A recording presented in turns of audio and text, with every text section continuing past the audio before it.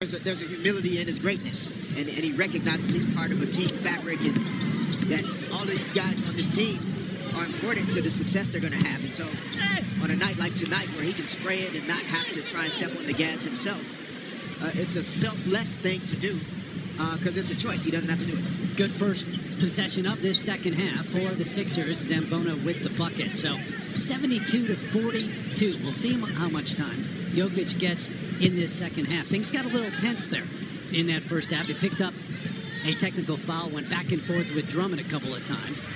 Lets this one fly, barely catches the rim. So here comes VJ Edgecombe leading the way with 4 fouls he picked up in the first half. If you are Nick Nurse, you said what to your team at halftime? It's about the habits. And this collection of guys on the floor, it's about building habits as a pro player. And so the score is irrelevant. Like when you call actions, run them, your screening angles, the timing, the passing should still be on time and on target. The defensive communication should be the same regardless of the score. Murray somehow got it to Johnson in the corner. Goes it up there, never brought it down. That's another 3. And that's what they did in the first half. He's 6 of 7 for the game with 15 points. 18 points, excuse me. Justin Edwards left alone on that switch. Got it.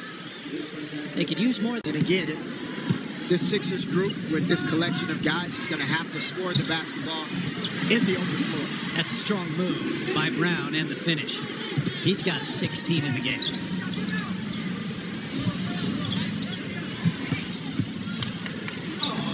A whistle and an offensive foul as we send it over to Grant.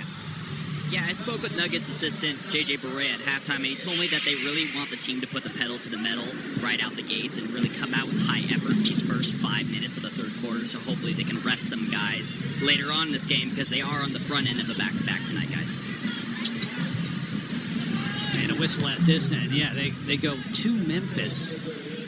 So back-to-back tonight and then on the road. Lineups and opportunities he's going to have to continue looking at this team as they round themselves into playoff shape. Murray got Edgecombe in the air, and guess what? Just picked up his 5th. Wow.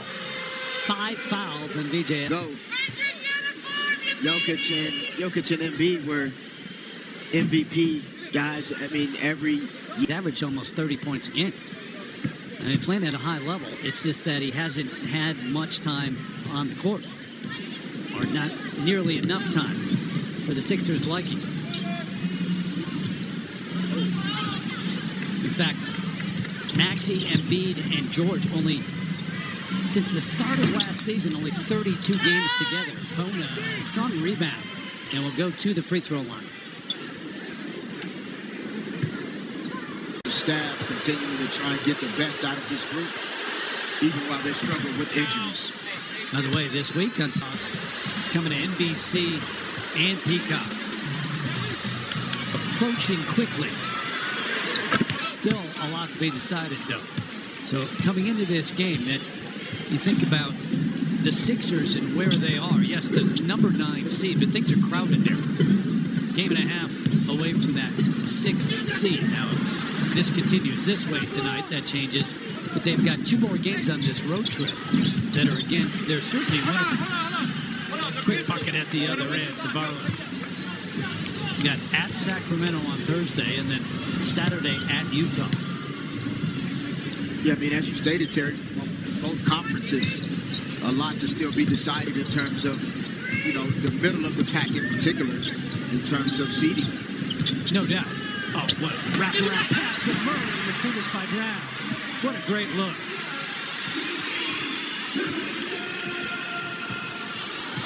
Yeah, those seeds 3 through 6 in the West, only a couple of games separate, picking up the foul at this end. And that's his 3rd. Ramon Peacock, I will see you there. Terry, get your popcorn ready for the Valspar as well as for Drummond and Jokic to get back to these antics that they had in the first half. He's picking them up full court. Look at this. Yep, and talking the whole way, too.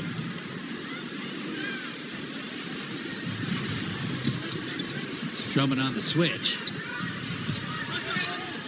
So it's Edwards stuck on Jokic. Finds Gordon in the corner. Again, the vision from Jokic. great vision, but I mean, Aaron Gordon, starting last season, I mean, when he returned from being out, like the shooting went to yes. another level. And I mean, I'm not comparing myself to Aaron Gordon Go ahead. by any means, but in 2000, 2001, I had right foot navicular fractures back to back after some time apart, 6 months of rehab each time. And coming off of that time out, like I made a significant jump as a catch and shoot player, because when you have lower extremity injuries, you can't move as much. That's a great point. And so I can relate to Aaron making the decision that he can help his team by becoming just a great knockdown shooter, and he's put the time and the work in. By necessity, having to make that adjustment. That's a great point. By the way, a rare sight tonight. But he still needs to see this combination of guys on the floor together for a few more minutes. What actions are they going to run? If Christian Brown sets a screen on Aaron Gordon's guy, do they switch? How many times Jokic throws it up court to Brown and gets an easy look? Yeah, I mean, he can do that no matter what lineup. No, it's a good point you're making. Right now, you're getting a feel for every lineup you put out there, however you can change, but including your starting lineup, you're getting that feel because they've so rarely been together this year. Yes. Great point. Agreed. Well, it was your point, so I'm glad you agreed. Gordon operating, using his body so strong. Can't get it to go this time. They're looking for that production from Christian Brown. He's got it tonight. He's got 20 points in the game and probably missed one shot. He's 7 of 8. Defense by Murray. Going to be... Guys are going to run the floor and get out behind the defense. And doesn't that, it lead to more effort by the other players, knowing that if you make that effort, it's not going to be wasted most of the time. Which is key, a major key to getting guys to consistently sprint the floor in transition on offense, but then also being committed to splitting the floor in terms of transition defense as well. Lowry back on the floor. Drops it for Drummond. Tipped it up, kept it alive. Andre Drummond, nope. Keeps going at it. Just can't get it. Jokic, Brown, Hardaway, Spencer Jones. And they run it down.